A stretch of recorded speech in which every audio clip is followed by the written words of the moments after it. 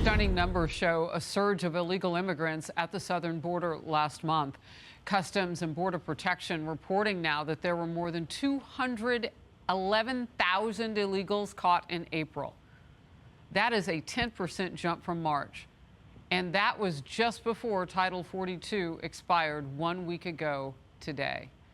The CBP also reports it captured a staggering 16 people on the FBI's terror watch list. That's more than all of fiscal year 2017 through 2020 combined. Arizona Congressman Andy Biggs says don't forget about the gotaways.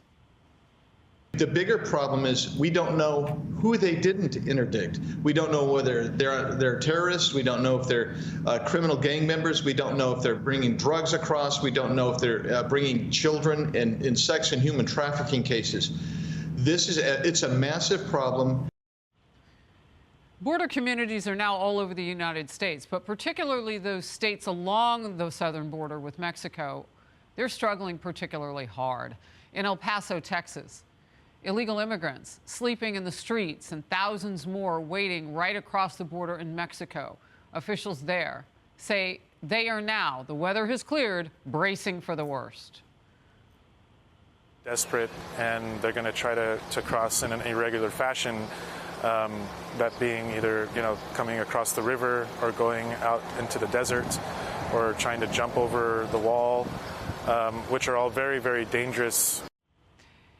Republican Governor Greg Abbott of Texas. Governor, first of all, tell me how things are going right now.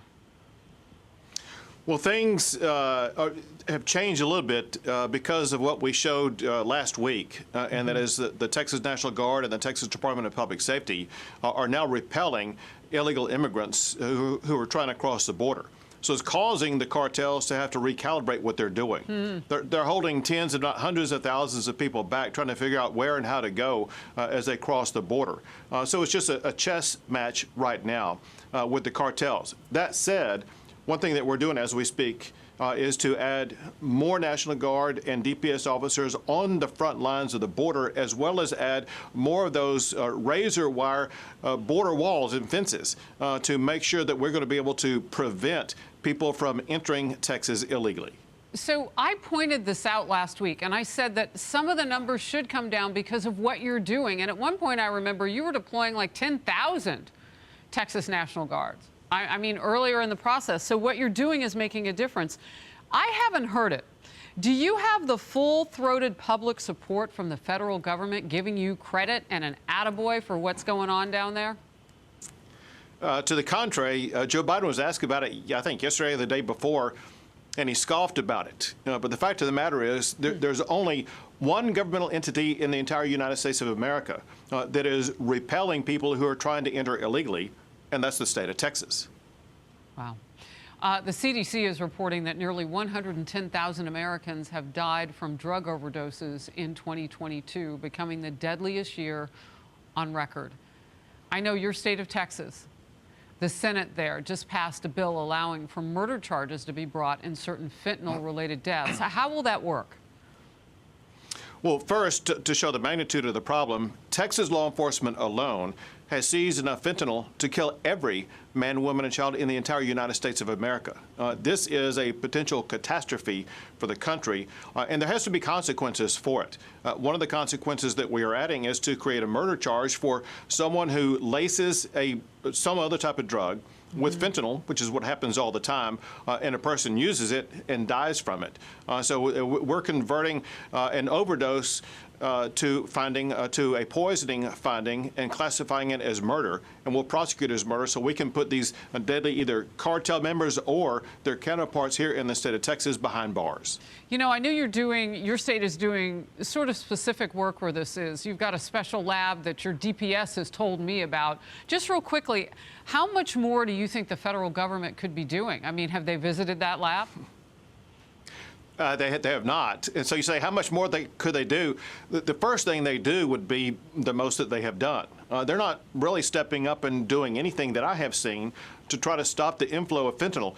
Remember that the component parts of fentanyl come from China. and they're used by drug cartels in Mexico to lace onto other drugs that are then sold in the United States. Biden should be fighting on the front lines against China, against Mexico, with regard to people in the United States being poisoned. I have seen nothing from the Biden administration fighting back against these countries for the poisoning and killing of Americans. Look, he'd have to add that spy craft that flew over the entire continental U.S. To the list of things to hold China accountable for. Last week I read he's not likely to even do that, going to give them a pass. Let me move to this. The Texas state legislature, again, passed a bill that would ban doctors from providing gender-affirming care to children. It's now headed to your desk, Governor. And right now there are similar laws on the books in several other red states. We're going to put up the map for everybody to see. If it's signed into law in your state, it would become the largest state to ban these procedures for minor children. These are young kids, Governor. So listen, I'm not going to make any secret about it. I'll be signing it. And Harris, this is about protecting children.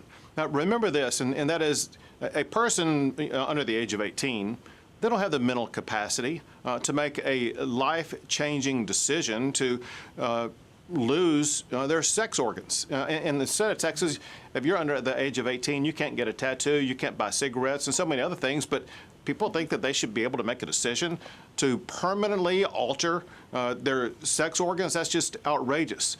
In Texas, we believe that cutting off a child's sex organs is child abuse, and it's going to be treated that way by law. Well, and you've got that added situation in some states that says you don't even have to tell your parents. I've interviewed a couple of those parents who found out that their kids were being exposed to things at secret clubs and whatnot at schools, elementary age kids, sixth graders. So I'm sure that it will encompass some of that as well. That's a big discussion. And you said, you make no bones about it, you're going to sign that bill into law. Governor, good to see you. It'll be done. Thank you. Thank you, Harris. Hey everyone, I'm Emily Campagno. Catch me and my co-hosts Harris Faulkner and Kaylee McEnany on Outnumbered every weekday at 12 p.m. Eastern, or set your DVR. Also, don't forget to subscribe to the Fox News YouTube page for daily highlights.